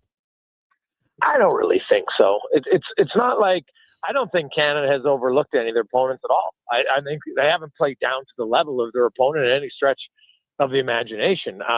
Will they maybe face an opponent who's, going to forecheck them a little bit harder or quicker? Yeah, sure. But I don't think it would be like, oh my God, we're not, like, I don't know how we forgot how to play against the pressure situations. Like, you look at how many guys on Team Canada have played in Stanley, just not to mention playoffs, like Stanley Cup finals, right? Or conference finals. There's significant players on both sides, right? Like, you've got, like, the only guys who haven't been in a conference final, I think, are Mitch Marner, Macklin Celebrini. That might be on the front end. Josh Morrissey did with Winnipeg once. Harley obviously has. Sanheim hasn't done it. But I'm not even sure he'll play. So, Taves, Makar, Doughty's got tons of experience. Parayko's got tons of experience. So, no, I don't think that part will be much of a factor. Like, these guys, they know what's at stake here. I think they're going to be so excited, to whoever they're playing in the semis and the gold, and not to overlook the quarterfinals, but I think they're going to win. That I don't see that like, oh, geez, we played 5 games where we dominated, and suddenly, we're not going to know how to elevate our game and be ready. Because I haven't seen any stretches where I looked and said, geez, Canada's really playing down to the level of their opponents. Yeah. I think they've controlled pretty much the majority of games. Final Olympic hockey question. Do you think Josh Szymanski returns to Edmonton, or do you think he plays in Bakersfield after the break? Really good question. They got to make some roster moves, right, in order for it to happen. So that's, you have to make 2 moves, right? One move is going to be to bring in Henrique, and so that's probably Mangiapane. And then keep in mind that Szymanski is basically the same cap hit as Janmark. But and I don't know if they do it, but if Janmark got sent down to the minors, there's still an extra $300K for him, right? So between him and Szymanski, they'd be a 1.75 cap hit over the 1.4. Now, I haven't crunched the numbers. I don't know if they have that extra $300K, to be honest. So I don't even know if it's possible. I'd have to look to see if they have the room to do it. But, Josh Szymanski has definitely, played very well and, open eyes. Now, again, today you're playing France, and that's different than the NHL. But he's a young player who in his time here, I thought, did not look out of place at all. And, I like how he moves. He's obviously reliable. He didn't get outscored, which is key, I think, if you're playing in the bottom 6 role in Edmonton. And I think what Szymanski's done is have Edmonton say, hey, wait a sec, maybe we didn't think we had a guy internally, but maybe we do have an internal option, and we can look at some other moves that maybe potentially a month ago they didn't think they would consider. Yeah, that's all fair. What on the Olympic schedule this past weekend did you enjoy most? Oh man, I love the Olympics. Megan Oldham yesterday, that was fantastic to watch. Yeah. Actually, I don't know if you watch it, but the big air today amongst the men, I don't know if you saw it. They got down to the final two competitors, American and Norwegian, and the American goes, he's second last. He gets a 98.25, the highest score ever. And they're going crazy, like, oh my God. And the Norwegian to win he has to get better than that. And he gets a 98.5. It was unreal to watch, right? Like you're just seeing the spinning and the twisting, and you're just like, oh my God. And it was so scenic to see it with the snow falling. Yes. It looked fantastic. So I really like that. Speed skating I love. I really enjoy the speed skating. And I was watching like Rachel Holman's game against Sweden earlier today. Was obviously huge. And, you thought, geez, maybe she missed it by giving them 2 in the one end. And then they couldn't draw weight. And then she ended up getting 2 in the 10th to get the victory. So, man, there's lots of different things that I enjoy. Like, I love the Olympics. And, unfortunately, there's lots of events today that got postponed. You see that amount? Yeah, it's kind of crazy. So, delayed, I should say. But it's been fun, man. Like, I really – the only thing I didn't like is when there was one hockey game on all 3 channels. Like, it's the only thing I did. Yeah, it's a wild time. I catching up with it is the issue. I haven't seen the men's era, but I will watch that probably later on today. But that's the whole thing, man. You race to the screen and want to see it because the news is traveling so fast. For the Oilers, they're getting back to work here right away. Obviously the 3 members of the team, or at least 2 members of the team, and Szymanski, who maybe aren't here, but there's some things they can work on and maybe shake off a little bit of rust. You've talked previously about the schedule down the stretch here benefiting the Oilers because it's not as intense as it has been, and some other teams are still going to be right back into that ridiculous schedule of a lot of games. How important is it for this Edmonton Oilers team to maybe work on things like the penalty kill and find out like things like if Matthias Janmark can if he's going to be able to do the same things he did a year ago? Well, you mean in the playoffs? Yeah, and I don't know that until he gets there. But in the regular season, this is kind of what he's become now. Like when you've got 3 goals in your last 120 games, it's kind of who you are now, right? It's kind of like Jeff Skinner, right? Like Jeff Skinner is who he is now. He's not a 40-goal scorer. He's not a 30-goal scorer anymore. He's aging, and so Janmark is basically a 1 or 2 goal scorer right now. That's what he is. So. Their penalty kill would actually been pretty good for 52 games and then was just dreadful for the last 5 games, like beyond dreadful, 35%, terrible. And so, that's something that they obviously will need to fix and work on. I know they have an optional skate today at 2:00, and my understanding is it's going to be fairly well attended. And then they'll be back on the ice for regular practice. They'll practice tomorrow. They'll practice Thursday. They'll practice Saturday and Sunday. Friday's going to be a day off. And then they'll skate Monday, and then they're actually going to fly out Monday out to get to Anaheim, and that's probably because I think Connor McDavid's just going to meet them there. Yeah. Right. So, Canada, I assume, is going to be in the bronze or the gold medal game for sure. So he'll be playing on Sunday either way. So, I think you can get back in conditioning, and you're right. The rest that I've looked at it, like I know they have 3 and 4 to come out of this, but. They're back when they play back to back against LA. The Kings are playing back to back as well, so there's no disadvantage there. There's no and 3 and 4 after a 17-day or whatever it is, 15-day break. They shouldn't be fatigued, right? So I think I don't know if there'll be conditioning skates per se, but I'm sure Knobloch will have a pretty high pace practice for the first few days just to get them back up to speed a little bit, and then they should be fine. And key is anybody who had some ailments. Across the league, they'll be healthy. So I would expect, Al, these games coming out of the break should be a lot quicker than the games were going into the break. Yeah, I think that's fair. What's coming up on the show? Woodley will be by, of course. We're talking goaltending. Interesting. Now, Al, is there an update on that Sweden-Latvia game yet? I'm just going to look. You keep talking. Yeah, and because the Markstrom decision to me is kind of interesting. Like the Swedish coach, Rasmus Anderson, I got to assume maybe he's injured, but he's not even playing. So yes for Bratz. Like there's been some odd decisions by that Swedish coach here. And, I know there's some people that think maybe the coach is like they don't really understand how the NHL is. Well, this is NHL hockey. This isn't the Swedish Elite League. It's the Olympics, but it's all NHL players for the most part. So we will talk about that goaltending decision. Now, it's Latvia. It's not like they're a dominant offensive team. And I wonder, though, are they saving the goalie for the second? Like they're expecting to win, so they're saving their best goalie for tomorrow, right? That could be very possible, right? But Czechia didn't do that. Dostal's played every game now.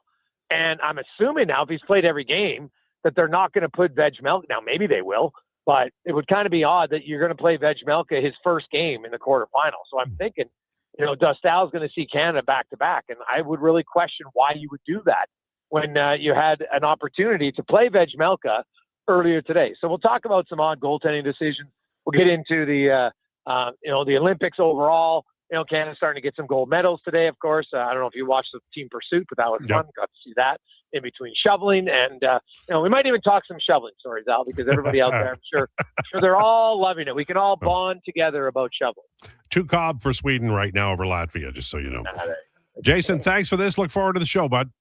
Thanks, Al. There you go. Jason Krueger at 1:33 talking about, the when you go do something during the Olympics, like you go out and we did some things for Valentine's Day and a few other things. You go and you do maybe 2 or 3 hours. You go out and you come back and you're like, okay, what did I miss? And then the way media works is you can get updates and you can go to find it out, and then you want to see the visual, right? So kind of, I think as a nation, gather around and watch what's going on. And it's been a fun time. I feel melancholy now because you look forward to this and then it's done. For me, all I cared about, this whole Olympics was that the folks who are NHL players who never got a chance to play in 18 and 22 had their opportunity, and they have had, there have been some injuries, and some peculiar decisions as in Sweden, but for the hockey team, for the men's hockey team, but everybody's getting their shot, and obviously I'm Canadian, so I'm cheering like hell for the Canadian men's team, but even more than that, it's the journey, and tomorrow they play Czechia, and then it becomes, and they're going to have difficult moments because that's anything worth winning and worth competing in is not going to be easy. If it is, you need a higher league. And so they're going to see that, and I want to witness it, and I want to just know that they've had that opportunity, because it is about, what you've done as a player. And, over the years, players like Ryan Smith, Captain Canada, I think really helped Oilers fans not take it seriously or notice that it was important, but really kind of follow along with a lot of passion. And I think that's what we're seeing now with Connor McDavid and Leon Draisaitl and Josh Szymanski. It's good. It's good for sport. So I'm glad they've had that opportunity. All right, 1:35 on the way. It's Declanation's Hi, My Name Is, retired basketball player. If you ever, how they always say people don't like to watch, drive by a car crash slowly. That's what you're about to witness. This is going to be fun. Retired basketball player. And Declan will have the clues for us straight ahead. Lowdown with Lowetide on Sports 1440 and YouTube. 60 years ago, we started selling trucks as Western GMC Buick. Today, we are Wolf GMC Buick. We're still located on the corner of 184th Street and Stony Plain Road with the same ownership for over 2 decades. Our customers have trusted our family-owned, community-driven business. And for that, we are thankful. If you're looking for a truck or SUV, pop in and one of our seasoned professionals will get you a great deal, hassle-free. Come trust our team at Wolf GMC Buick. Wolf GMC Buick. We're making it easy. McValue meals are here. Get the McD's you love for $5 plus tax every day with your choice of a McDouble, Junior Chicken, or Chicken Snack Wrap with small fries and small fountain drink. All for just $5 plus taxes. Canadian restaurants. Product availability varies. Prices exclude delivery. Who's that working on the underground utilities over there? All-Star Construction, that's who. What about the street lighting? Yep, All-Star Construction. And the directional drilling, hydrovacking, neighborhood renewal, and telecommunication work? Yep. And yep. Since 2009, All-Star Construction has been doing all that and more. shaping and building Edmonton communities for land developers all around Edmonton. That's what All Star Construction is all about. Get down to Harley-Davidson of Edmonton's VIP Spring Blowout Sale this Saturday and Sunday from 10 to 4. New motorcycles are selling for as low as $12,900. And ask us about the 1-year extended warranty on new and used bikes. Bring your buddies, because when they buy a new Harley, you get a $500 referral credit. For more details, visit Harley-Davidson of Edmonton on the Yellowhead Trail or at hdedmonton.com. If you're looking for nonstop sports coverage, tune into Sports 1440, Edmonton's only sports radio station. 24/7 coverage comes at you with expert commentary, in-depth analysis, And so much more. We are Sports 1440.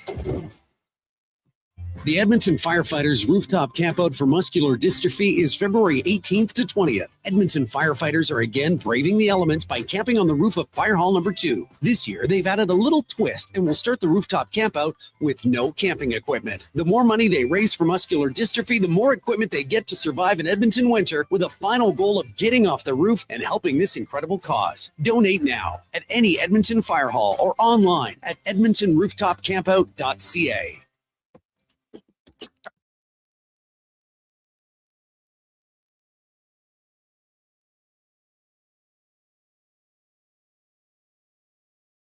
Ice digging to breaking down the middle. Here's the Lowdown with Lowetide on Sports 1440. Presented by Wolf GMC Buick. We're making it easy. WolfGMCBuick.com.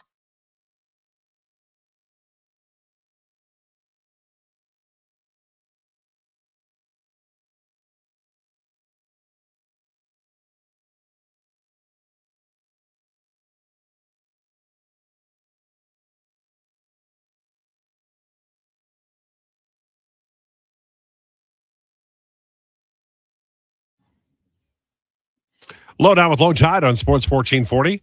Wolf GMC Buick is our sponsor. And we play the Twang Tuesday because Donovan loves it so much. And may I say, Mackenzie, well done with the choices today on Twang Tuesday. Appreciate it. Thank you so much. It's time for Declinations, brought to you by Elks Nation. Check out the new website, elksnation.ca, articles, podcasts, and more, breaking down the green and gold, the most in-depth double E football coverage online. It's very good. I highly recommend it. elksnation.ca. I am looking forward to the draft coverage so very much. And now with that, we have to turn on Declan because he's decided to come up with a retired basketball player for the clue today on Declinations. You didn't come up with it. That's true. It was, what was the guy? Ty Nessler.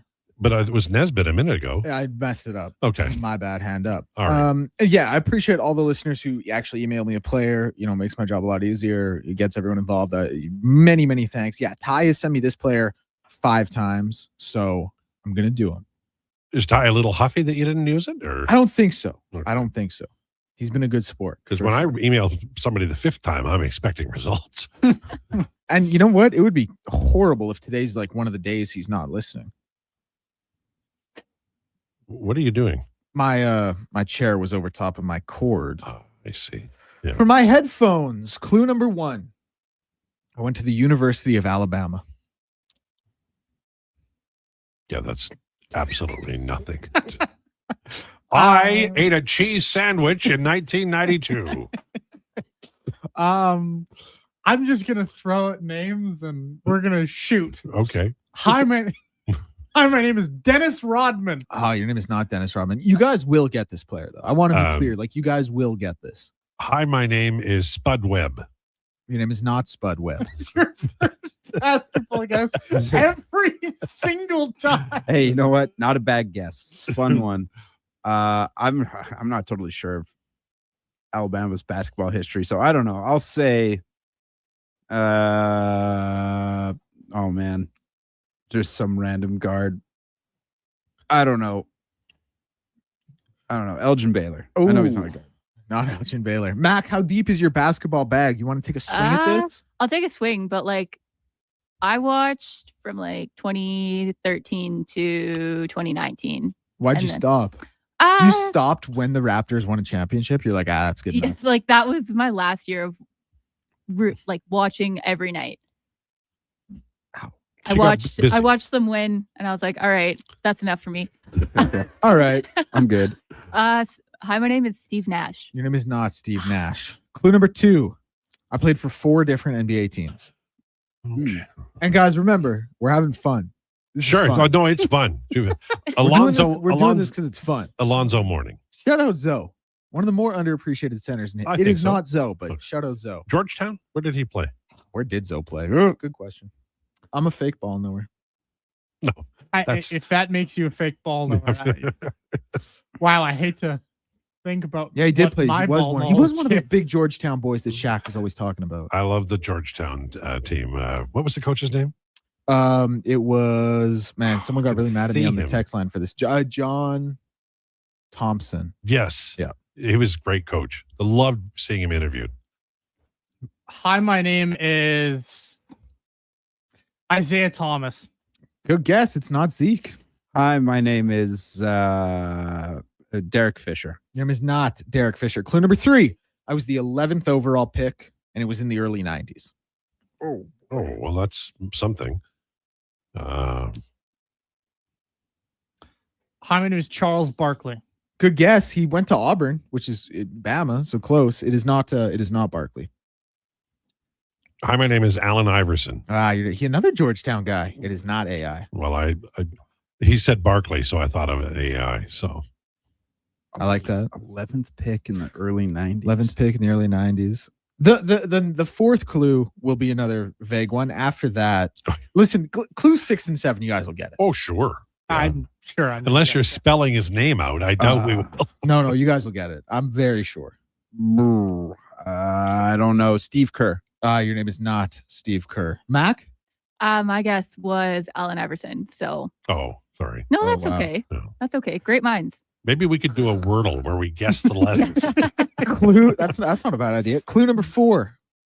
Single game career high was 40 points. Oh, okay. That's something.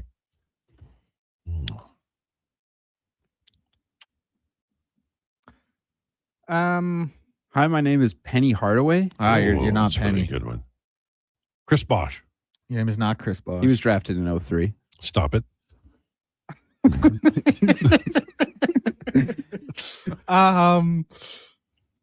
This is gonna be a pathetic guess. But hi, my name is Dwayne Wade. He was also drafted in 03. He was also drafted in 03. We need to muscle this fellow here. Clue number 5. I played with greats like Kobe, Shaq, Hakeem, and Tim Duncan. Oh, hi, my name is Robert Ory. Your name is Nicely done, and I Thank knew you he'd very get it. much. Yeah. Well done. Your name Thank is you for Robert Ory. putting us Right. out of our misery. That's right. I had it on the tip of my tongue. Shout out Husks who got that like after clue 1. He's a big ball knower, so I'm not surprised. And then shout out Jag who also got it. Very nice. Very nice. Or Jag goes by Stumbles now. That So was shout out Stumbles. That was that's taking Donovan's nickname. What were the other clues? Yeah, the final 2 clues were my nickname was Big Shot Bob and I won 7 championships. So you guys would have got it there. Yeah, absolutely. I would have got it. My mom actually got that, which Nice. I did not know she knows ball like that. But she just texted me. She said Allen Iverson at first, and then she got it on her second guess. That's Shout out to your mom. Shout out to your mom. Shout out Nicky Northside as well. He got it clue she 1. pop in on Tuesdays at 1:40 and help us out? I'll ask. Yeah, we need the help. I'll make the decision right now. Next Tuesday, if this segment survives that long, I'll make it a baseball player. Oh, okay. Sure. Guys, look, he's being nice to you. No, but he'll forget. It's not that he's being mean, but he'll forget. And then it'll be a retired polo player or, some God forbid polo players get recognition on this program. Highlight player. Like you're a big polo guy. Hand up. Let's be honest for a second. Trust tree. Truth circle. Can any of us name a polo player? Larry Robinson. I know. Larry Robinson was a polo player. And also one of the royal family. What about water polo? Can you name one? Prince, whatever his name was. I think Charles played polo. Like the horse thing, Mhm. Yeah. Do you know water polo? You know I don't. What about cricket? Coming over there. I'm like a meat and potatoes fan. I know the hockey. I know the baseball. I don't even know the football and basketball. So I'm more like just meat and potatoes and no vegetables. But, you know. Who needs vegetables when you have meat and potatoes? Exactly. That's what I said, you know. Daryl McIntyre played polo. If you Great guy. If you really pay attention to our basketball guesses every single time, we pretty much rotate you and me. I know. Well, same it's like I have moments of memory, you know, like I'll go, like if he said like Michigan, I try to remember, was it Weber, Rose, who else was on that team? Yeah, so that one was Jimmy King, right, Ray Jackson, Juwan Howard, Jalen Rose, Chris Webber, the Fab Five. They were great, and they changed the game. Who called the timeout that he didn't have? That was C Webb. Right. And I remember all of that. I remember two of the names, and that's like, it's like my brain is so full of things that don't matter. Like Bobby Orr had 102 assists in 70-71 that I can't remember the stuff that's really important, like basketball, you know. Yeah, listen. You guys will get there, just so you know. I was shockingly close to guessing Derrick Rose. Just because I had no idea. You know what? He's retired, but was drafted in 08. I know he's retired, but you know, it'll be enough out of you today with your 08s and 03s. Well, you know, God forbid I know ball. I did call you a panda earlier, so yeah, I probably deserve everything. And I called you a center, so. Yeah, but I also said that some of us realized our sports dreams were going to come true too late. I think it's a lot of blood on the floor here today, boys. I also called you a sheep, but I think only you heard that. I'll piggyback off Mac's answer. But well, sometimes, you know, do you ever think that this show should be like on Tuesdays 10 minutes shorter? It always feels like we run out of stuff to talk about. All right, so what are we looking forward to most in the next 24 hours at the Olympics? Didn't we just have this conversation? Yes. No, that was what we're looking forward to this week. Now it's 24 hours, and you have to say Canada, Czechia. The women's aerial qualification and freestyle skiing, like that, I'm looking forward to that. That event, like what those ladies can do is, I mean, it's just incredible. And again, Eileen Gu, the Instagram is at Declan Krueger. What do you think the odds? Let's go around the room. What's the percentage chance that she's going to, you know, connect with Declan via Instagram? Well, -5. given that the Amazing Race lady unfollowed him a while ago. That was too bad. That was heartbreaking. Only one of them. Which was devastating for him. Only Taylor. Katie still follows me. -1 billion? No. The Instagram unfollow that's really going to hurt one day is when TR does it. That's what I'm really going to be like. Ooh. What's the latest on that Lower Your Belt show that you guys watch? What? Below Deck. Right. That's it. Lower Your Belt. Well, I don't know what it's called. Man. You weren't even close, but I did get there. Okay. Well, because we were asked about it earlier and nobody knew anything about it. Well, So because have you stopped watching it? Yes. I don't have cable. I can't watch it. This is I don't even know what that show is. Can we do what do you call those things where you gather money for people who don't have cable? GoFundMe? Yeah. Can we do a GoFundMe so I can get cable? Just from a content point of view, Josh not knowing anything but Brad Pitt movies is a really kind of a limiting thing. Well, Brad Pitt movies and retired basketball players that were drafted before 2003, unlike you guys. You know, I said when we brought him in, give him a microphone, don't give him a microphone. And we went ahead and gave him one. When you said lower your belt, I was like, I don't know what it was called, and I didn't mean to be, you know, vulgar or anything, but I couldn't. That's what came to me. I was like, Tide, have you been watching some other films? I don't know. No, Also on cable. It's all. I did watch Moonstruck with Karen last night. Great movie, fantastic movie. And then she wants to watch one that is really scary, and I think I'll be covering my eyes and looking at Twitter while it's on. Called? I don't remember it. Leaving Las Vegas. No, it's one word, but the guy is really weird in this movie. And I saw the trailer and I said, "Oh, sure," but inside I'm going, "No." Who's in it? I don't know. What's the scariest movie you've ever seen?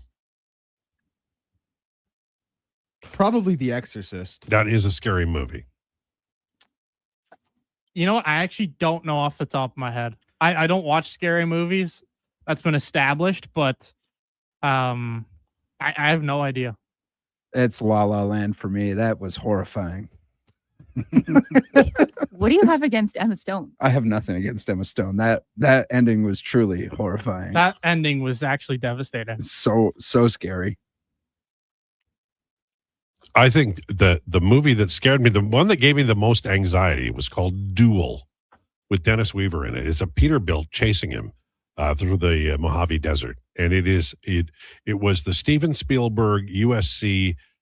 His final mark was this film, and he got Dennis Weaver to star in it. I think he was going to be a star, and it was a movie of the week for NBC. And it like that movie, when I watch it, I start to get anxious just when I see the Peterbilt. Amazing movie. What about Blue Velvet? Oh, that's a scary one too. I mean, a movie that's made me anxious, Silence of the Lambs. Yeah. Like that. Good. I don't know if there's a movie that can give you much more anxiety than that. It's in my Letterboxd top 4. The No Country for Old Men, I can't watch again. It was a brilliant movie, and I know it. I think you got to give that one another go. It gave me, I was too upsetting. There's just too much heartbreak and sadness in that movie. You got to give it another go. It is that good. Oh, it's a great movie. I knew it when I was watching it. It was a great movie. In reality, it's actually Poltergeist. That was horrifying. With the little clown.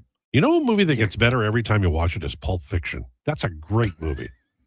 That's also true. It does get better with every watch. Yeah, it really is. Why are you laughing at that? Because Donovan hasn't seen it, right? No, I've seen it. Oh, he doesn't like probably it. 3 times. Don't like it. Well, then if you've seen it 3 times, it's a brilliant movie. I watched it the first time randomly at some point, and then somebody made me watch it with them, and then another person made me watch it with them. So I've seen it 3 times. I think it's gotten worse each time. Wow, that's crazy. It's a crazy take. That's an incredibly cool Are you take. watching these movies with your eyes open and your ears, clean? I hate to do it again, but man, there's just a lot of directors I like better than Tarantino. Okay, well, that's fair. I'm not a Tarantino guy. Fellas are going to come down here with a blowtorch. The Coen brothers are fantastic. Man, you give me a good Denis Villeneuve movie, and I'm locked in. Tarantino, Good Canadian boy. I love Inglourious Bastards and Django, but after that, I'm not a big Tarantino guy. All right, Jason Krueger, Sports Radio, coming up next. Thanks so much for tuning into the Lowdown. Please enjoy your day. The Sports 1440 update. Brought to you by Custom Floors Inc. Floors done right for homes or businesses. Visit the new showroom at 11577 149th Street. Now open 6 days a week with Saturday hours from 10 to 2. Or visit customfloorsinc.ca and bring your next flooring project to life. Over in Italy, Team Canada has had its 3rd gold medal of the game thanks to trio Valerie Malte, Ivany Blondin, and Isabel Wiedman, defeating the Netherlands in the women's speed skating team pursuit final this morning. Team Homan is now 4-3 in the curling round robin after scoring 2 in the 10th in an 8-6 win over Sweden. In the men's curling, Team Canada has beaten Great Britain. Team Canada head coach John Cooper says that Nathan McKinnon and Sam Bennett will be ready to go in the quarterfinal game on Wednesday, despite missing practice this morning. Canada will be taking on Czechia as they hung on in a 3-2 win over Denmark this morning. Sweden is currently up 2-0 after the first. The winner will be playing the U.S. tomorrow at 1:10. In the MLB Major League Baseball Players Association, Executive Director Tony Clark resigned today. Resignation comes in the wake of Eastern District of New York's ongoing investigation into the finances and other dealings of the MLBPA. Next on Sports 1440, The Jason Krueger Show, I'm Mackenzie, and that's your Sports 1440 update. Sports 1440 in West Edmonton.